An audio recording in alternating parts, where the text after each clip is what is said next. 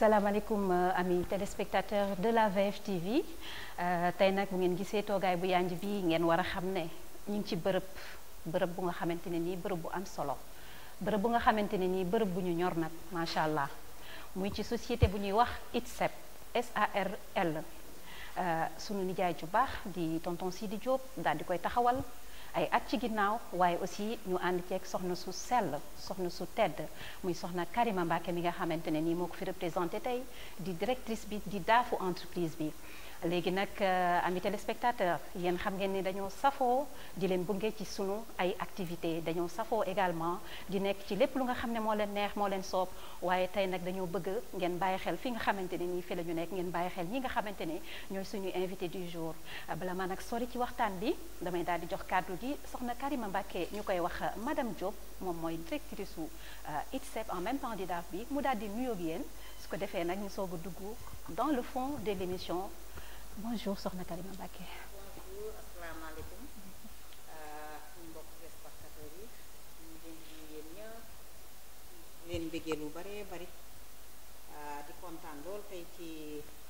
dalal bi ñu madame Xaar dalal tey ci fii ci Diourbel ak fii ci société ITSEP SAR ci société bu nekk fii ci Diourbel.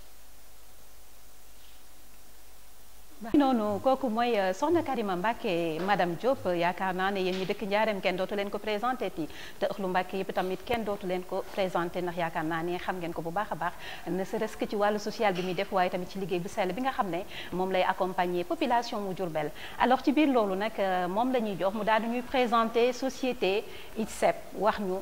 historique bi jaar-jaar bi date de création bi lépp lu nga xam ne am nañ ko fi comme activité boo xam ne dañ koy def ci biir usine bi te lépp nag ñu def ko ci goxu njaareem bi nga xamante ne nii mooy suñu cosaan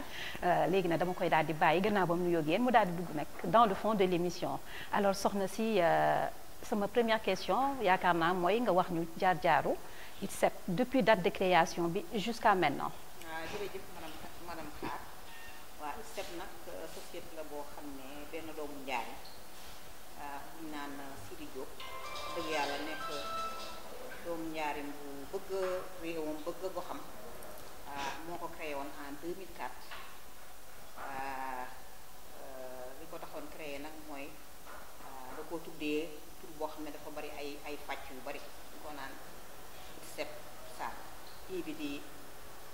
investing ci anglais nekk investissement ci français T bi nekk trading nekk commerce ci français nekk commerce ci français waa C bi nekk consulting di étude ci français E bi nekk engineering di non engineering mooy étude consulting mooy conseil voilà noonu la ITSEP sa production mooy P bi donc mu créé woon ko nag di doon rêvé ñu tudd réaliser activité yooyu yëpp mu génnee ci tur boobu léegi nag ñuy dem 2004 ba 2008 nag mu xawoon jafe tuuti ndax xam nga gérer à distance dafa xaw a métti mu def stand by nag ba ay 2008 ci li ñu yàlla boole nag ñu daal di ñëw nag relancé waat société bi en 2008 ba léegi nii nag ànd ci nag ay partenaires yu am solo ak yu gëm Afrique tam doon liggéey ak moom foofee ca Allemagne bëggoon nag def tamit ay investissement fii au niveau du Sénégal et plus particulièrement au niveau de Diourbel looloo tax nag ñu commencé woon par suñu benn partenaire boo xam ne dafa am foofu usine boo xam ne day defar ay cosmétiques de qualité mu dem wax ak ñoom dëgg yàlla ñu yombal ko lépp ndax xam nañ moom ni mu nekkee jàmbaar foofu ci réew mi xam nañ ne bu ñu liggéey ak moom en partenariat tamit li ñu gis ci moom foofu rek moom la ñuy am ak moom donc ñu liggéey en partenariat créé volet cosmétique bi société boobu nag ñu tudd Bournous Bournous boobu nag daal di signanteeg ñun ñu am exclusivité di am produit de qualité yooyu produit yooyu nag lu taxoon mu dugg ci moom xam na ne fii climat bi dafa xaw a doy waar tuuti parce que dafay tàng booleeg dafay sec maanaam dafay mit daal ci der yi ci peau yi mu tànn nag produit de qualité boo xam ne wax dëgg yàlla day baax ci ñëpp góor jigéen mag ak ndaw mu ne kon na ko indi njaarim ñu commencé par produit yooyu ba fii may wax ak yow nag macha allah produit moom ñëpp xam nañ ko à travers les 14 régions du Sénégal. donc bi loolu weesoo tam mu dugganteeg benn partenaire tunisien boo xam ne kooku tam dafa am ay usine de glace yu produit glace fii ci Diourbel. donc bi ñu paree ci glace boobu tamit ñu amaat benn partenaire allemand bu ñu proposé produit étanchéité yoo xam ne lépp daal qualité. wax dëgg yàlla nañu dox ak moom tam ba léegi ni yàlla ngi fi di. Voilà amis téléspectateurs de la VFtv ñi pour ñi nga xam ne ñoo ñu rejoindre léegi di ñu seetaan yéen a ngi fii tey ci biir ITSEP di entreprise bu mag boobu nga xamante ne nii moo nekk ci diwaanu Njaareemu regroupé nag lépp lu nga xamante ne nii lu jëm ci wàllum njaayum glace la usine de glace am na fi cosmétique dañuy def étanchéité dañuy def lépp lu nga xamante ne nii tamit ci wàllu conseil la wala wàllum jënd ak jaay alors ci biir loolu nag ki nga xamante ne nii moom mooy Alaaji Assane moom moo fi toog nag fi ñu toll nii ñu daal di koy accueillir ci suñu plateau mu daal di ñëw nag ci mbir baax yi nga xamante ne nii soxna yi moom la ñu yittewoo sama genre gi nga xam ne produit rek laa bëgg nee nañ daal sëñ Assane lañ ma booleel sëñ Assane nag bu yeboo nag ci lii ngay lim nga décortiquer ma ci benn gamme bu baax boo xamante ne bu ma fi jógee bu ma ñëwaatee dans 15 jours yaakaar naa ne moom ku ma xool la di nga xam ne jaar naa ITSEP bu baax a baax a baax alors ci noonu laa lay dalalee Alaaji Assane nga daal di ñuy wax yaay kan ak bi nga commencé ak entreprise bi léegi lan nga ci gis comme yokkute wala ndax am nga ci ay problème ay difficulté wala ndax liggéey bi nga xamante ne nii yaa ngi koy def gis nga ne lu ñu war a gën a wone la wala lu nga xamante ne nii la macha allah wone na boppam ba pare maanaam lu mu ci mënti doon rek ñun dañoo xam nga journaliste dafa sopp tey daal bëgg naa xam lépp daal bul fàtte dara daal kon nag salaamaaleykum sëñ Assane. maaleykum salaam soxna si maa ngi leen di sant yéen ñëpp di leen ñaanal jàmm. ginnaaw bi ñu sant ki ñu tax ñu daje fii. muy Sidi Diop le directeur général. et ensuite le directeur le directeur Karima la directrice Karima Mbacké. ñoom ñoo tax ñu mën a toog fii ba mën a expliquer. ITSEP nag daanaka ci fondateur yi lañ bokk. parce que ñoo ngi fi depuis 2009. ITSEP bu ubbee 2014. Mbour su ubbee 2004. ñun ñoo ngi fi depuis 2009. waaw wax dëgg fa yàlla lu bari fi lañu fekk lépp fi lañu fekk d'abord. ñoo ngi leen di sant ñoom di leen gërëm bu baax a baax a baax. ci wàllu li nga ma laaj nag muy produit bi ñu ma dénk depuis 2009 ba léegi maa ci nekk muy produit bi ñuy tuddee glysolide la gamme glysolide ñu koy jëlee Allemagne di koy indi Sénégal. depuis 2009 ba léegi man ak jibi ñoo ci nekkoon ba finalement actuellement ma dégg maa ci nekk kon defe naa ne mën naa cee wax lu ñu dégg ndax boobu ak léegi ñoo koy jaay partout au Sénégal wax dëgg fa yàlla produit bu baax la produit bu baax la gamme bu baax la parce que c'est la gamme glysolide am na lait am na crème am na savon aussi ak les gels douche Clif te produit naturel la te produit bi base camomille la camomille bu ñu ko ñu bari war nañu ko xam parce que c'est une plante ba nga xamante ni di même liquide bi pharmacie dañ koy jaay te base boobu moo nekk ci produit bi li mu mën a dindi ci yaram baax bari la trop day dindi ay rew ndoxum suufi actuellement crème bi nii sax ñu bari dañu am problème mu articulation ne da koy dindi crème bi solide lay ndax nag xale bi doon jënd ñu koy diw ñi am problème mu articulation aussi la plupart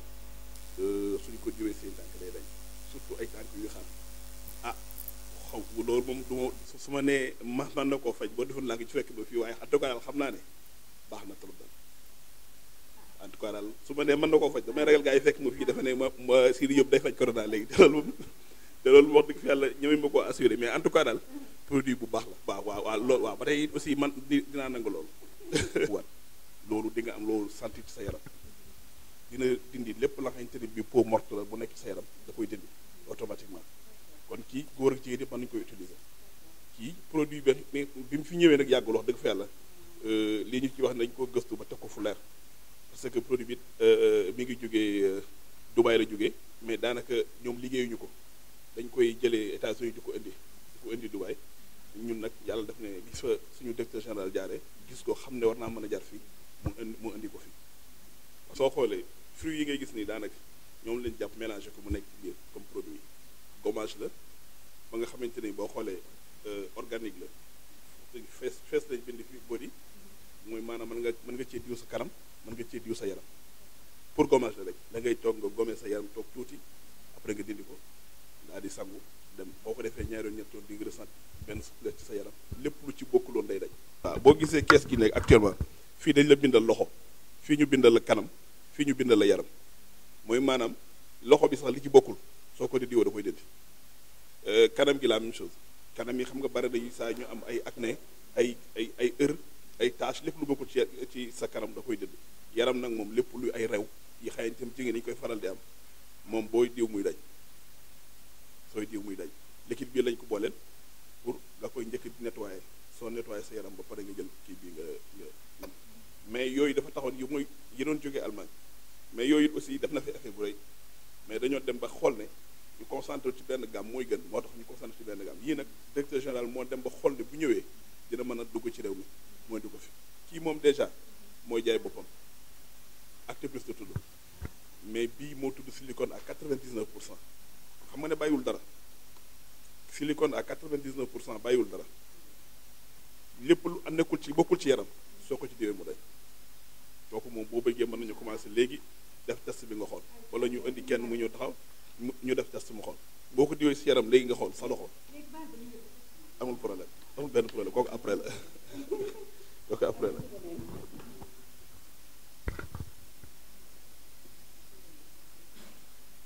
kii aussi lait de corps la Acte Plus la tudd moom it mais bii mooy 1000 grammes bi produit rek dañuy defar benn produit bu xayte bi day mën a boole ñaari comment dirais-je ñaari action yu muy def ci nit ci yow bii day nooyal loxo di nooyal yaram di ko leeral aussi di la jox tey bi comme tey bii ni kii yor mi nga Acte Plus la tudd am na bu ndaw bii mooy bu mag bi lait de corps la waaw mën nañu ko utiliser góor mën na ko utiliser jigéen mën na ko utiliser nag dafa bari kii ay base coco am na papaya am na produit yu bari léegi ñoom seeni produit du ci ëpp ci ay fruits lañ koy basé justement daf lay rajeunir mooy loolu moom daf lay delloo xale mi nga moom day nooy loxo te nga moom daanaka comme que classe office gi dañoo taamu loxo yu nooy mooy loolu mi nga bii mooy bu mag bi mooy 1000 grammes bi waaw bii mooy 500 c'est la même chose bi mooy 500 grammes bi waaw bii mooy bu ndaw bi wax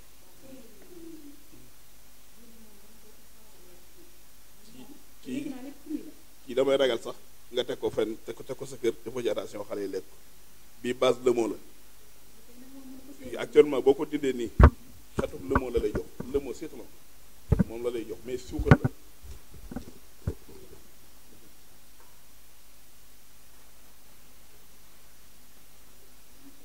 ñu ko léegi pour ni ñu koy utiliser kii da ngay sangu ba pare nga jël comme ndoxu robinet day xaw a tàng boo nga jël kii bi nga diwoo ko ba pare ci sa yaram nga koy diwoo ba sa poor yëpp ubbeeku nga teg jël benn serviette xaw koo tànk ci ndox bu xaw a tàng nga jël di ko ci bomb di ko massage sa yaram jël leen naa gommage rek mais dafa lay defar sa yaram bu baax a baax comme massage yi ngay gis nii gars yi di ay salon de massage ak yooyu lu ci ëpp yi la ñuy utiliser.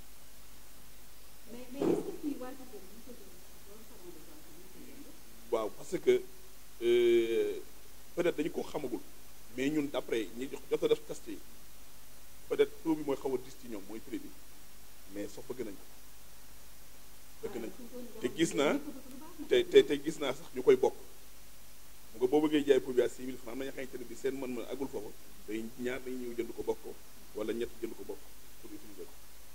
mais man moom expérience bi ma jot a def dëgg fa yàlla ñi ma ko jot a jox ñëpp nee nañ ma sama benn ci mi ngoog suñu kii toog nii moom xam na ci dara wax dëgg fa yàlla carré bi moom non du problème yow kay jeex na te aussi sax maa ngi ci kii waaw am na ci ku ci mel ne soxna Maam Jaara mi ngi à Dakar moom it aussi def na ci expérience bu am solo stock bi actuellement am na lu ci yoon comme ñun la rek ay commercial lañu mu rakku Karima la mais wax dëgg fa yàlla fi mu toll nii may wax yow nii bi mujjee déggoo man ak moom téléphone nee na mi ngi koy jaay bu baax xam nga ko si dañ maa koy jox man muy góor rek mais jigéen ñi ma ko dàq jaay wax dëgg fa yàlla damay wax sax ba mujj gi ñaan ma yow xam naa peut-être da ngaa bëgg a jaay rek mais xam nga li ngay jaay lu mu doon noonu def loolu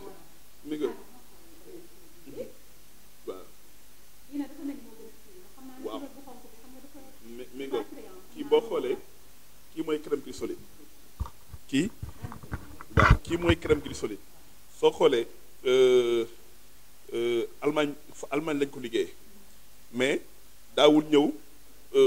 daawul génn presque Europe la daan des parce que pour sedd la. ñi ko xamul dañuy yaakaar ne vaseline la mais du vaseline kii crème glycérine la moom it xaw naa mel lu am sukkar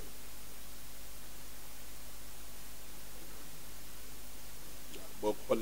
xool li ma la wax noonu mi ngi bind foofu.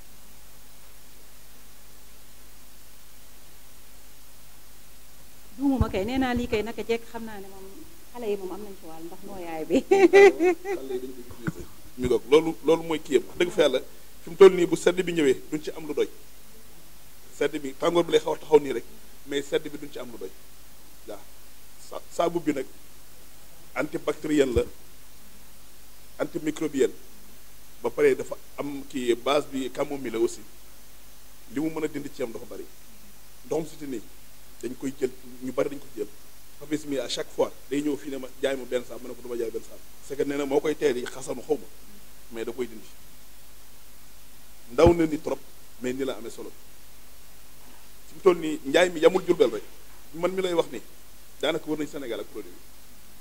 bi wër nañ Sénégal ak produit bi fi mu toll nii foo ko gisee fii ba Kédougou boo laajtee dañ naan la fii la jóge ñun ñooy actuellement ni dañuy livrer partout au Sénégal léegi nag comme que bu njëkk dañ daan dem léegi yàlla dimbali nañu am nañu comment dirais-je xaw nañoo am ba benn kii répertoire léegi dañuy toog rek leen woo bu jeexee ñu livrer leen même les pharmacies dañ koy jaay kii mooy classique bi kii pour seddaay la produit bi boo xoolee dafa am pour sedd am pour tàngoor misk bi jox misk bi waaw man tamit lu ne ma bëgg koo ñam tamit loolu moom ndax dina sotti. non day tax léegi bu la laajee mu la misk bi moo nekk nii. kii pour tàngoor tey jeunes yu mel ne Kédougou Tamba. Kaolack bii moo fi gën a jar ci période bi ñu nekk nii actuellement. d'accord bii pour sedd la. jëm Thiès Dakar affaire yoon mais bu sedd bi ñëwee bii mooy gën a dox. période bi ñu nekk nag bii mooy gën a dox moo tax à chaque fois dañu naan pour teint clair ak pour teint noir pour teint clair bii pour teint noir waaw produit bu baax la baax na trop ci yaram ko dëgg yàlla.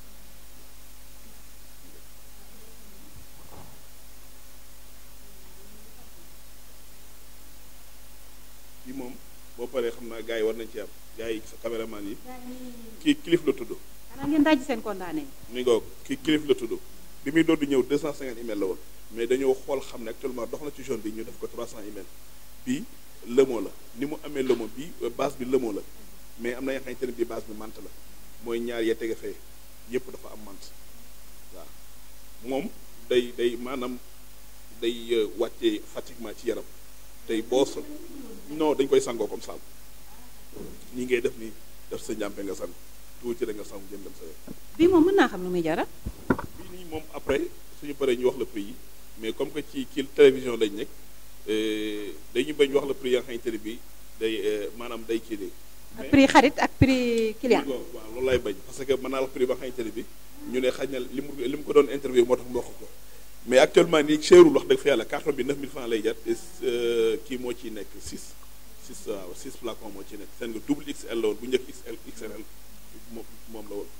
vraiment wax dëgg fa yàlla moom it mi ngi def effet parce que fii ñu nekk xam nañ ko bu baax dañ koy utiliser toujours waaw léegi ñoom déjà comme produit ma la woon ni yëpp stock bi mi ngi fi actuellement nii waaw vraiment mi ngi. voilà mi ngi noonu seen page publicitaire moo doon jàll léegi lépp nag ci produit ITSEP incha allahu rabbi lu ngeen ci soxla rek bu soobee yàlla numéro téléphone bi ak adresse bi ak contact yi nga xamante ne nii mën nañ leen ko jox balaa yàgg bu ko defee na ngeen daal di daw gaaw ñëw jënd si bala moo jeex ndaxte nag kat lu baax du taxawaalu fenn ak ci noonu nag la ñuy dalalee góor yàlla bu baax bi. maaleykum salaam maa ngi si entreprise bi depuis mois de décembre laa fi commencé en tant que stagiaire di évoluer nànk-nànk ñu dem ba ñi may suñuy njiit am peut-être wóolute pour mën ma confier actuellement usine de production bu glace bi nekk ITSEP Sarr au niveau de Diourbel mën nañ ne mooy usine de production de glace njëkk si Diourbel am na fii actuellement ñoo ngi produire normalement macha allah on arrive à satisfaire nos clients ci côté yëpp que ça soit livraison vente bi fii nii ou bien gënuñu fi machine tamit mën nañ ne kenn gënuñu fi machine parce que on a mis les moyens l'administration a mis les moyens plutôt pour ñu mën a taxawal usine boo xam ne macha allah actuellement machine yu am machine yu performante lañ ak ci capacité bi actuellement on a 8 tonnes par jour machine bi ñu fi am tamit macha allah niveau sécurité yëpp yi ñu war a respecté nañ ko am nañ fi chambre électrique pour respecter normes yooyu noonu yëpp. Quant à production bi je dirais que loolu peut-être ça sera un peu technique mais au moins mën naa si wax brièvement parce que affaire bi la base bi ndox la en fait ndox la glace moom base bi ndox la donc circuit la tamit tambour bi mooy mën naa ne mooy final bi ay jet lay def si tambour bi après au bout muy racler kii bi lam bi mooy dagg glace bi. loolu dañ koy am parce que machine bi moo ngi fi dañ koy am. C'est prévu pour ñu koy def ci day sachet différents sachets ku nekk selon sa capacité bi nga bëgg waa li ngay soxla ñu jox la ko surtout parce que qualité glace bi ñuy defar actuellement qualité bu baax la donc qualité bi boo xoolee ñi fiy ñëw ñëpp que ça soit mareyeurs yi livre boulanger yi apprécier nañ glace bi apprécier nañ ko parce que récemment am na benn mareyeur bu fi ñëw mu ne moo ngi jënd fii boobu ba tey mais qualité bu mel nii gisagu ko fi te loolu lépp ci machine yu bees yi ñu dotewu la loolu moo tax yooyu yëpp ñu mën ko. Je pense que je vais en profiter quand même pour lancer un message à sama mbokku Diourbel waaye que ñu war a xam ne ITSEP pour Diourbel la base bi mooy Diourbel donc waa Diourbel gépp ñoo ci war a mën a jàpp à ce que usine bi jëm ci kanam ñun ñëpp moo ci mën a jàpp que ça soit cosmétique bi que ça soit étanchéité bi de même que glace bi ñun ñëpp ñoo ci war a mën a jàpp affaire bi jëm ci kanam parce que bu jëmee kanam doomu Diourbel la jëmal kanam waa Diourbel ñoo ci gis seen bopp employé gën a bari kenn dootul jooy emploi def wala ngay jéggaani feneen dem emploi waaw je pense que. salaamaaleykum soxna si ñu leen di siyaar bu baax di rafetlu plateau bi di jiital ci nuyoo bi sunu xalif général Serigne Cheikh Mountakha Bachir di ko ñaanal suñu borom yan ji bu yanu oyof lool ci jaay mbagam noonu la ko ñaanale aussi suñu xalif général de Baye Fall Cheikh Jëmb ñu Cheikh Jëmb ko ñaanal tamit yéen bi ñu am ci liggéeyal Cheikhul Khadim lépp lu ñu ci bëgg te teg la koy njortam jël si waat ci plateau bi di ñaanal suñu directeur général Serigne Cissé Diop di ko ñaanal yàlla ambition bi ñu am ci Diourbel yàlla jàppale ko ci ba lépp lu mu ci bëgg rek ñu defal ko ko di ñaanal tamit suñu directrice soxna Karima Mbacké donc mënuñu commencer ci émission bi tant que waxuñu ci ñoom waaw tant que waxuñu ci ñoom donc juste pour ñëwaat ci sa question donc étanchéité dafa nekk loo xam ne c'est primordial donc mënul ñàkk ci kër ndax soo xoolee tey bari na kër yoo xamante ne nii borom kër day ñëw jël ay millions def ko ci këram fàtte lu ñuy wax étanchéité te étanchéité bi soo ko fàttee daanaka soo defoon ay millions ci kër gi daanaka dootul jëriñ dara pour dara ak fondement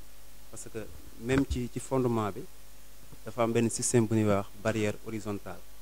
donc moom tamit étanchéité la tey bu fekkente ne tey niveau bi nga nekk dafa nekk niveau bu am ndox bu am napp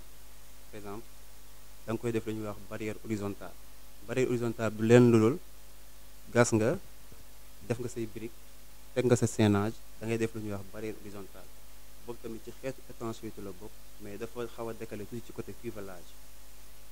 ñu bari dañ jàpp ne étanchéité moom mooy kaw terrasse bi rek mais étanchéité dafa jël lépp luy kaw terrasse ba ci fondement bi ci suuf donc loolu lépp étanchéité donc mu bari nag ay façon mu bari ay façon donc soo xoolee tey lu ci mel ni pax allule étanchéité la chape nu étanchéité la chape grain étanchéité la étanchéité liquide yi ñuy wax poste bi mooy bi ñuy war a waxtaane ba tamit étanchéité la donc mu nekk étanchéité boo xamante ne ni presque ci yi mujjee génn la bokk pratiquement soo xoolee entreprise bi nga xamante ni moom moo lëkkaloo ak ITSEP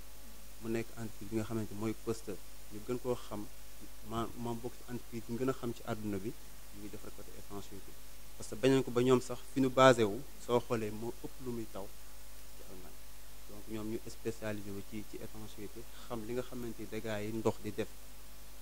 ci bâtiment dégâts yi ndox di def ci support. yooyu ngeen di wax kër yi nga xam ne dañoo jege ndox la wala ndox yi ne ci kër gi d'habitude ci salle de bain yi wala yooyu moo koy indi parce que xam nga Diourbel déjà ay nappe d'eau ñoo fi am yoo xam ne dafa dem sax bañ naan dafa xaw a dem ba jeex yenn yi nappe d'eau yaa ngi fi est-ce que kër yooyu la ñuy wax wala kër yëpp en général ba pare tamit étanchéité ci olof mooy lan.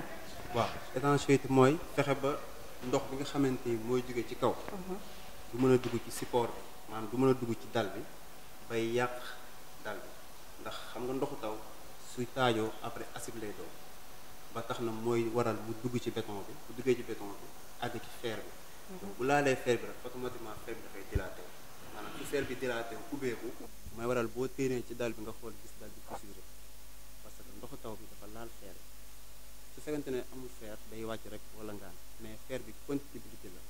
donc bu ko laalee automatiquement day gis fer bi sax day xolleeku déjà bu xolleekoo rek dal bi daal di commencé day nag mu def fa ñaari at ñetti at dal bi commencé incliné maam di wàcc ci suuf soo ko defarul voilà ci kaw lay maam xam nga sànq da nga posé nga ne ba xam ndoxu yi nekk ci kër yi wala tamit boo ñëwee ci salle de bain aussi tey ku ne xamee ne tey salle de bain yu ci bari yow miy sangu par exemple côté bi nga xamante ne nii fa ngay sangoo di féete soo wiiree ci ginnaaw ko da ngay gis day tooy dafay tooy léegi ñu bari dañ jàpp ne karo dafay téye ndox te karo du téye ndox parce que am na ay joint te d'ailleurs sax am na karo yoo xamante ne ni day jàllale ndox léegi nag yow mi xam ne yaay def sa salle de bain balaa ngaa def sa salle de bain mën nga jënd produit bu ñuy wax produit NB1 Grey boo ñëwee ISEP ci dañ la koy jaay am na fi donc nga étancher sa douche ba pare soo ko def sa karalaay bu ko defee mooy waral boo wéree ci ginnaaw kër gi du am benn problème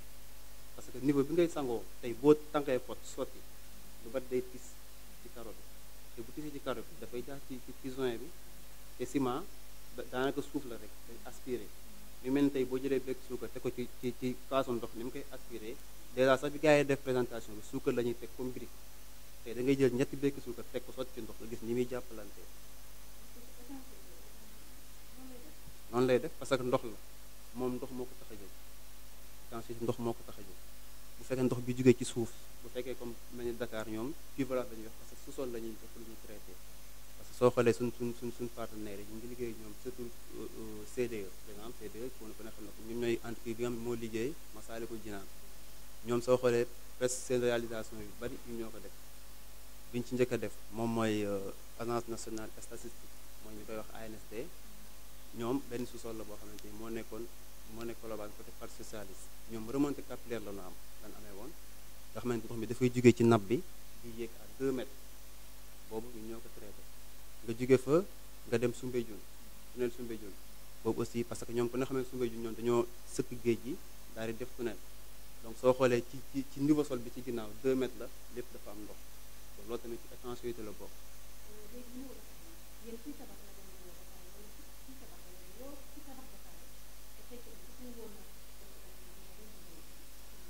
waaw c'est-à-dire tey boo def sa réalisation maanaam nga def sa projet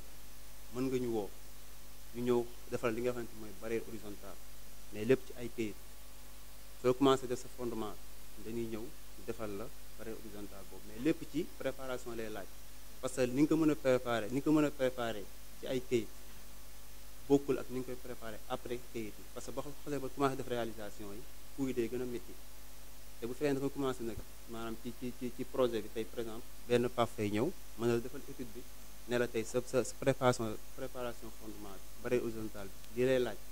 mais nag teewul su paree il faut nga defal la tamit beneen kii boo xamante ne après ci dal bi lay doon ndax ku ne xamante tey dal tey su fekkee da ngaa tabax sa kër def ci par exemple ay millions normalement war nga mën a jël benn 2 millions wala benn 3 millions def ci étanchéité pour sécuriser yow sa support te même bu dul lool sax mais ay bakkan ñuy tëdd ci suuf kon ku ne xam ne da nga ko war a sécuriser fii à chaque fois nga dégg naan dal bi effondré na te loolu li ko waral mooy taw bi nga xamante ni moo jógee ci kaw di wàcc ci dal bi bu fekkente ne amul fenn fu mu jaar noo def mu fenêtre te même sax bu amoon fu mu jaar tey boo jëlee tey ngay terrasse bi jël paanu ndox sotti ko ci taxaw fii paan bi yëpp du wàcc dina am moitié paan boo xamante ni support bi naan na parce que dal sànq leen wax suuf la rek ak ciment ak xeer kon boo sottee ndox lépp mënta wàcc il faut mu am ndox mi loolu lay téye loolu nag li nga xamante ni moo koy protéger moom mooy étanchéité bi ñu ci war a def soo xoolee sànq maa ngi koy cité ku ci mel ni CDE bi ñu mujj génn bi mujjee jigéen ñi ngi ko def Mali parce que Mali dafa mel ni Sénégal la ñu am problème ndox boo xoolee tey comme ni ma ko mën a misaale Lac de Guiers même cas la waa Mali am dañoo ñëw ci lac bi tabax fa léegi nag fa la ñuy jëlee ndox mi di ko yóbbu ci seeni réservoir léegi à partir réservoir yi nag fa la ñuy sànnee mu tas ci biir dëkk bi léegi nag réservoir yooyu nag la waa CDE woo ñu def ci en partenariat ak Coste jël produit Coste yi nga xamante ni ñoo ne ci ginnaaw moom lañ traité réservoir yi parce que même bu fekkente ne ñoo tabax noonu rek def ci ndox du tenir parce que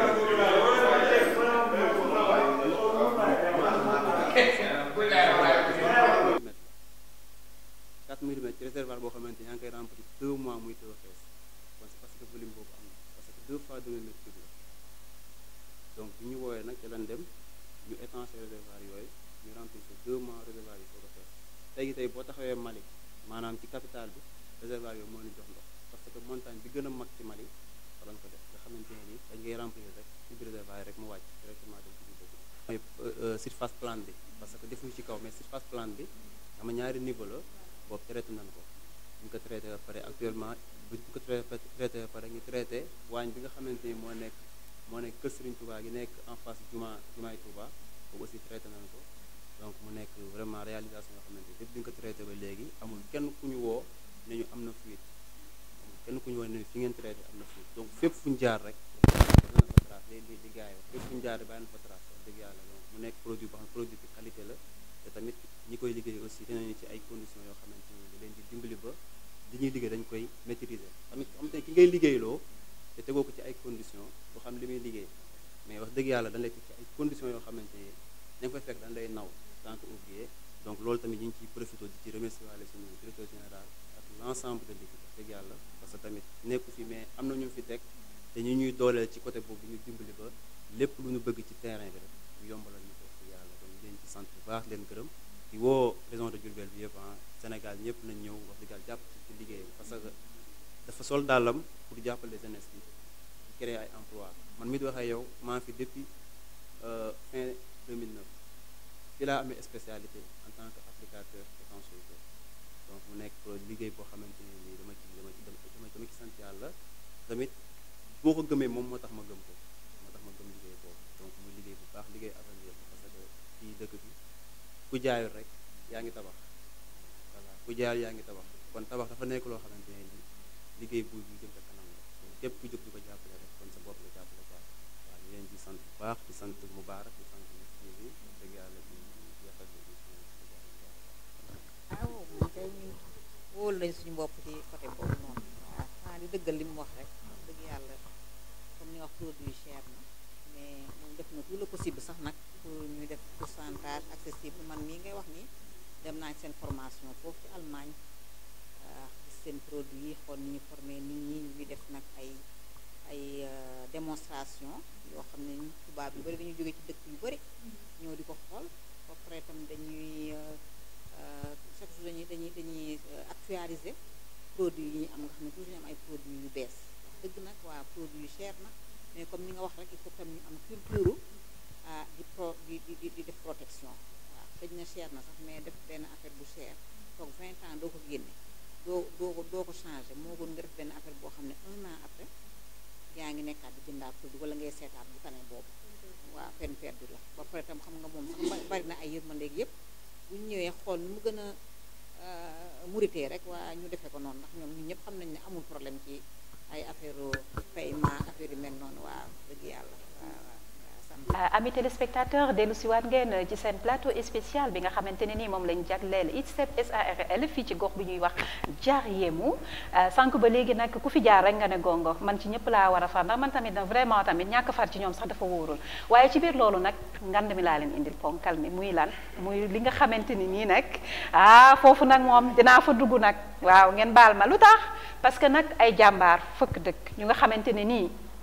ñoom rek ñoo tax làmbaay ñaawul suñu dëkk bii su demee ba génn Sénégal dugg ci yeneen dëkk yi fu gën a sori surtout ci liggéey yi gën a jafe ci àddina bi nga xam ne yaakaaru nañ nit ku weex doo nga ko mën déedéet Bawol gii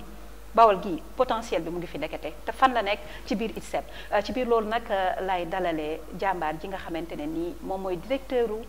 commercialu entreprise bi waaye tamit mu spécialisé wu ci lépp lu jëm ci convoyeur nag ku ko dégg mooy ñiy faral di voyager di jël avion xam ngeen ne seen valise yi bu ngeen ko soxlaa dafa am ay convoyeur yu ñu koy teg muy benn roulette buy daw su dawee ba sa valise yegsi ci yow nga daal di koy naan coppet teg ci suuf am na ñoo xam ne sax dañuy coppati waale ba su jàmbur waaye nag ñun loolu moom duñ ko fa xaar alors ci biir loolu dama koy daal di dalal ci biir émission bi mu daal di ñuy nag détaillé foofu nga xam ne nag moom dama ko sopp lool muy mbirum convoyeur rawatina xam-xam gu sell gi nga xamante ne nii man de yaakaaroon naa ne doomu Sénégal rawatina doomu Njaareem amul xam-xam boobu salaamaaleykum. maaleykum salaam. waaw ñu ngi di kontaan ci émission bi. en même temps tam di tàmbalee di nuyu suñu directeur commercial suñu directeur général muy Sidi Diop. di ko ndokkale tam pratiquement ci lim ñu jël tam wax dëgg yàlla comme ni ma koy waxee ci ay interview yu bari yi ñuy def. moom toujours li ko ñor moom mooy emploi des jeunes daanaka toujours ci loolu lay dox bu ñu xoolee itam dafay bëgg toujours di jox jeunes yi plateforme boo xam ne dinañ ci mën a wane seen bopp ci lancé boobu itam pratiquement ci lay jëlee boo xoolee équipe bi fii équipe bu jeune la loolu itam wax dëgg yàlla dañu koy vraiment di ko gërëm ci loolu di ko ñaanal yàlla li nga xam ne mooy projet bi mu tàmbali yàlla may ko dal wér ak fan wu gudd ba mu àggali ko te am ci lu kawe njortam amiin amiin allahumma amiin di sant tam tan Karima parce que li tax ma naan tante ay samay waajur lañu moom moo tax bu ko defee daal ñu sant leen rek di leen gërëm ndax moom moo fi nekk ak ñun ndax Sidi li mu fi nekk bariwul moom it du ñu def di ko gërëm di ko ñaanal tam fan wu gudd ak wér gu yaram di ñaanal gaa yi nga xam ne ñooy liggéey fii ñëpp yàlla may ñu wér ak fan wu gudd may ñu xel bu sell ba li nga xam ne ñu ngi koy entretenir ñu mën ko àggali ci jàmm ak salaam. waaw yow léegi tur bi nag moom dañu ko bëgg a jaay wala lan la. waaw maa ngi tudd Djibi Diop. noonu la kay waaw léegi Djibi Diop nañ dem nag ci li nga xamante ne nii nag mooy li nga xam ne moo yéem nit ñi nag macha allah alors convoyeur boobu comment se fait-il que ñun ñu yàlla jagleen ñun ñi koy defar dëkk ci suñu dëkk bi man sama xol bi da cee sedd guy mais tamit fi mu toll nii nag jot na ñu wax ñu découvrir leen yéen waru leen di ne bëtu dañ leen war a découvrir Sénégal da leen war a xam monde entier daf leen war a xam te tamit gars yi def documentaire fañ koy defee safewul def fii la safee dama bëgg nga expliquer ma comment ça se passe nan lay déroulé wu ba ngeen am les produits qu'il faut dem ba def les installations dans les aéroports te sax dégg naa ñu naan am na aéroport yu nga xamante ne nii pas aéroport rek Sénégal mais aéroport yu bëri yi nga xamante ne nii ñu ngi ci sous région bi il paraît yéen a ko installé nga dëggal ma li may wax. waaw loolu pour dëggal ko damay commencer def tuuti historique ndax Sidi bi muy def am benn symposium loo xawma ak séminaire bi ñu doon def bi ñuy wax naan dañu bëgg a defar aéroport woo xam ne pratiquement bu mucc ayib lay doon ñuy jas bon moom comme ñëpp xam nañ ko ni moom day yëngu ci côté aéroport bi ñuy wax naan nañu ut ñoo xam ne ay tubaab la ñuy doon pour ñu ñëw defar aéroport yi bi muy yëkkati loxoom foofu naan boobu moo taan Karima ñu ànd ndax li may wax dañ ma ko nettali ne pratiquement moom bu ñu ko responsabiliser maanaam wóolu ko mën nañu defar aéroport c'est pratiquement def ñu boole ak benn allemand bu tuddoon Thomas da ko jëlee depuis l'Allemagne fay ko xaalis bu bari pour mu former équipe bi ci Thomas moom mu amoon nañ beneen hollandais ku jóge Vanderlande également ku tudd Leo Spanscha Léo te tamit joué na lu bari ci équipe bi pratiquement ñun bi ñuy démarrer bi ñuy ñëwee foofu sax biñ ñu gisee gëmuñu ne te li ma lay wax ne mooy changer aéroport u Diass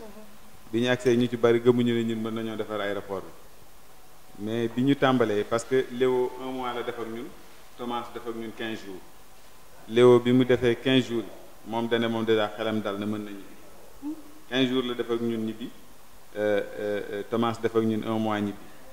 projet bi ñu ngi ko waroon a def ci 6 mois ñu def ko ci 4 mois avant projet bi di jeex gagné nañu projet bu aéroport bu Mauritanie t-shirt seen t-shirt laa sol nii sax 2015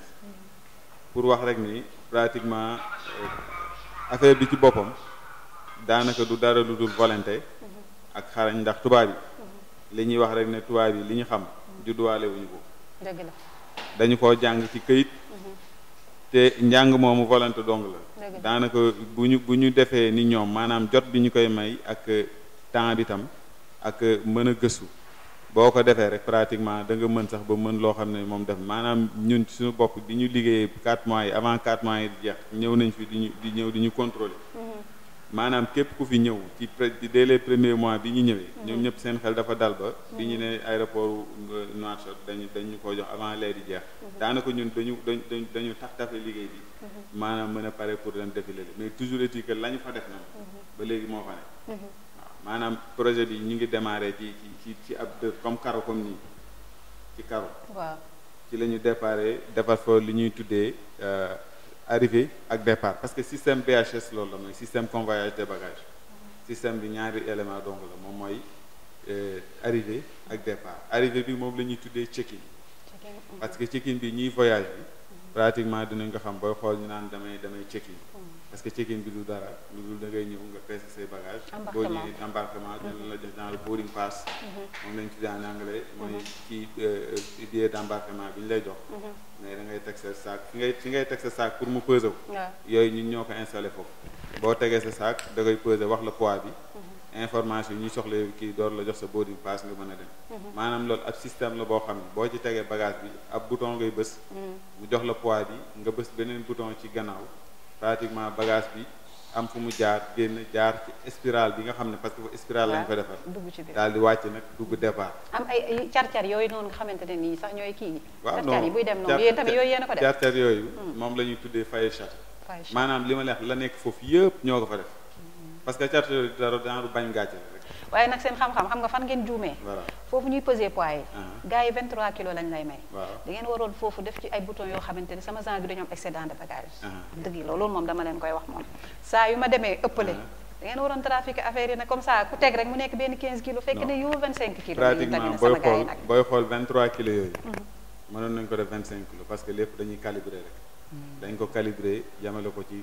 23 kilos yooyu du ko wees bu ko weesoo da nga fay excédent de bagage mooy liñ lay kii noonu waaw mais ci kaw bagage yooyu maanaam yow sa bagage day am ay kii yu ñuy tuddee ay X-ray boo xam ne pratiquement yi ay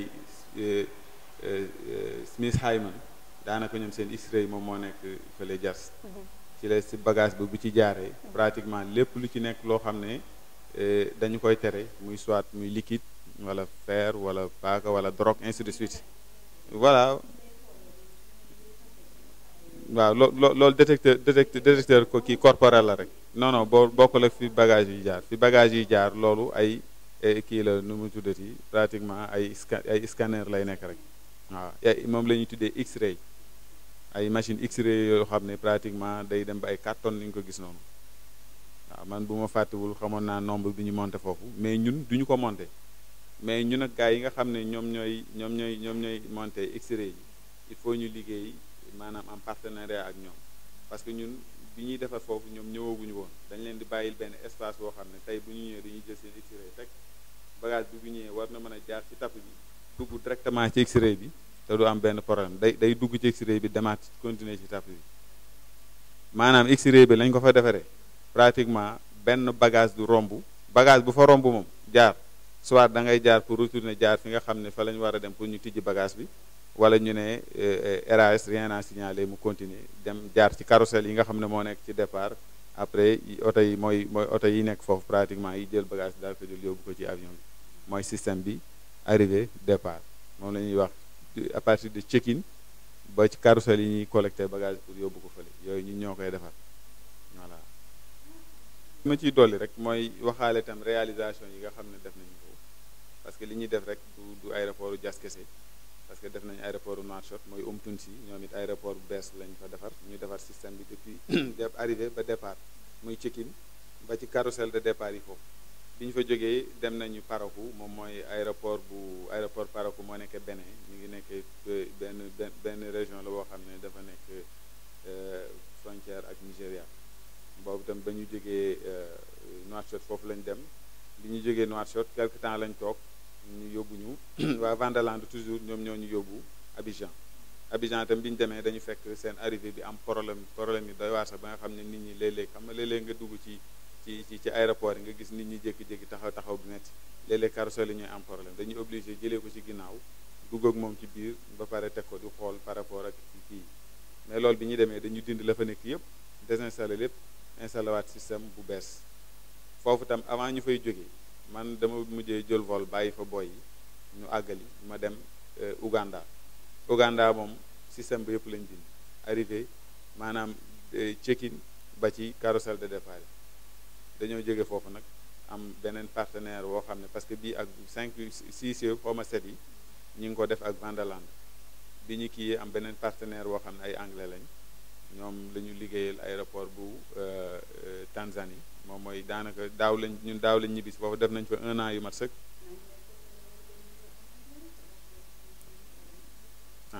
léegi xaaral ma àggali foofu après ma kii léegi foofu tam aéroport bañ fa defar ab terminal bu bees la boo xam ne pratiquement bu mag la sax moom daanaka booy xool ñun mooy nekk réalisation bi gën a rëy sax bi ñu defar boobu tam ñu ngi ko réaliser en une année mu nekk loo xam ne loolu foofu tam siggil nañ fa Sénégal ndax defar nañ fa liggéey bu mucc ayib ku ko bëgg mën nga ko Google te di nga ko gis mooy Julius Nyerere T3 mooy terminal 3 moom lañ fa defar te loolu yëpp rek pour wax rek ne maanaam ñun fépp fu ñu dem dëgg la dinañ fa représenter Diourbel mais dañuy représenter Sénégal parce que ay ambassadeurs lañ fa en même temps représenter Afrique parce que toujours bu ñu ñëwee suñu jeunage moom pratiquement moom lañ fa fekk moom la ñuy sukkandiku ba ñoom bu ñu leen waxee ne ñoo koy réaliser dañ naan est-ce que ñii mën nañ ko réaliser mais toujours est-ce que bu ñu dawalee 1 semaine ou 2 ñoom seen bopp sax ñoom ñi ñu doon douter ne ñun mën nañu liggéey dañuy obligé ma ne directeur aéroport bi nañ ñu barricadeel fii maanaam cloisel nañu ko ba ñu mën a liggéey ak xel wu daal ndax da ngay liggéey ji ñëw di la yéenu te maanaam dañ lay désintéressé wala ñu lay déranger par rapport ak li ngay def ndax bu ko defee rek ñu wax ni loolu doomu njaareem ñoo koy def parce que ñun ñëpp njaareem lañ dëkk te loolu liggéey Sidi Diop la pour wax rek ne moom c'est un visionnaire toujours bi muy wax naan Diourbel dafa bëgg mu mel ni Dubaï am nañu ne kii day rêvé kii moom day nelaw maanaam day taxaw di gént la ñuy wax day gént sax moom la ñëpp di wax mais nag loolu mu wax lu mën a nekk la ndax Dubaï vraiment ay at ci ginnaaw dara mu fa woon ab désert la woon rek mais la fa ne ay nit a ko fa defar ay jinne yi wàcc ñu ko fi liggéeyu fa ay malaaka liggéeyuñu ko ñu ko fa liggéey ay nit dong la te buñ ko gëmee mën nañu koo def il suffit tout juste ñu am vision bi am volonté bi ba pare bëgg li ñuy def te nangu tam dooni taalibi affaire bi loolu dong la. Okay, so I will thank all my guys, my lads, whom we work with in Julius Nyerere Airport T3. That was a great moment for all of us. And every day we keep the good work up. And for that, I will wish all the best things for the all guys there. And then we need also to thank Sidi Diop and all our partners that we're working with there. I will say Martin, Paul, and the others. And we spent a very nice moment with them there. And we think that we'll meet together next time. So I want to wish and thank everybody. And ask to the guys, just we need to be tough. We need to be just to be tough and to be like a great man, and just trying to be very open-minded about everything that people are doing outside. Just what I need to ask to the young people is just they need just to be patient. And to learn a lot, because if we are not learning, we can't do anything in this world. And everything that people are setting up in this world, they manage to do it because they learn a lot, and that's a good thing for us. Just I will thank everybody and say you keep up the good work. Thanks.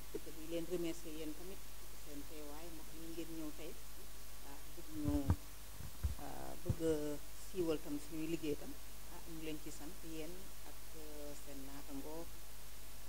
Babacar Sall tam ñu bokk dëkk Njaarim ñun ñëpp bëgg yàlla émerger ñun ñëpp rek waaw di